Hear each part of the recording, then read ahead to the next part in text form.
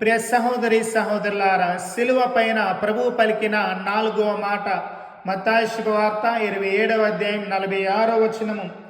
నా దేవా నా దేవా, నీవు నన్నేలా విడనాడితివి. క్రీస్తు ప్రభు నిరాశ నిస్పృహలతో ఈ విధంగా ఆవేదన వ్యక్తం చేస్తూ ఉన్నాడని మనకి సందేహం రావచ్చు. తండ్రి దేవుడు తన కుమారుడైన క్రీస్తుని విడిచిపెట్టాడేమో అనే ప్రశ్న తలెత్తవచ్చు. దీనికి సమాధానం కావాలంటే 22వ కీర్తనకు వెళ్ళాలి. ప్రభు మనకి 22వ కీర్తనను గుర్తు చేస్తూ ఉన్నాడు. మొదటి వచనంలో చూస్తే, నా దేవా నా దేవా, నన్నేలా విడనాడితివి. ముఖ్యమైన వచనములు 7వ వచనము, 8వ వచనము, 16వ వచనం నుంచి 18వ వచనం వరకు.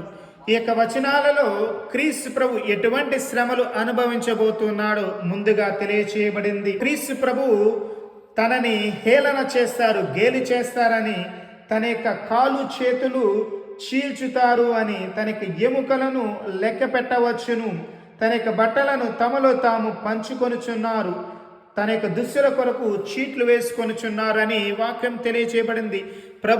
ప్రభు యొక్క శిలువ శ్రమలలో ఇవన్నీ కూడా అక్షరాల నెరవేరుస్తూ ఉన్నారు.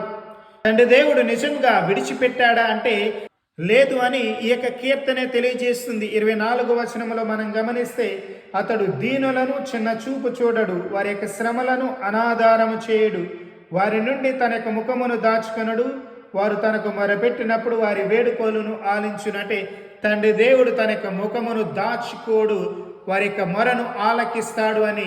అంటే దేవుడు విడిచిపెట్టాడు అనే దానికి ఆస్కారం లేదు. దేవుని నేచర్ కాదు ఇది. ప్రభు ఎందుకు ఈ యొక్క శ్రమలను అనుభవించి ఉన్నారంటే దీనికి సమాధానం కూడా, దీనికి ఉద్దేశం కూడా ఇదే కీర్తన తెలియజేస్తూ ఉంది. 30వ వచనంలో, భావి తరముల వారు ఆయనను సేవింతురు, ప్రజలు రాబో తరముల వారికి ప్రభువును గూర్చి చెప్పుదురు. అంటే అన్యుల యొక్క రక్షణ గురించి తెలియచేయబడింది. మత్తయి శుభవార్తలోనికి వచ్చి 27వ అధ్యాయంలో మనం గమనిస్తే 54వ వచనంలో అక్కడ ఉన్న సైనికులు క్రీస్తు ప్రభుని చూసి ఈయన నిరాశ నిస్పృహలతో కేకలు పెట్టుచున్నారు అని చెప్పలేదు. వారన్న మాట ఏమిటంటే, నిశ్చయముగా ఇతని దేవుని కుమారుడే. ఇదిగో సిలువ క్రింద 22వ కీర్తన నెరవేరుతూ ఉంది. సిలువ కింద అన్ని లెక్క రక్షణ ప్రారంభమైంది.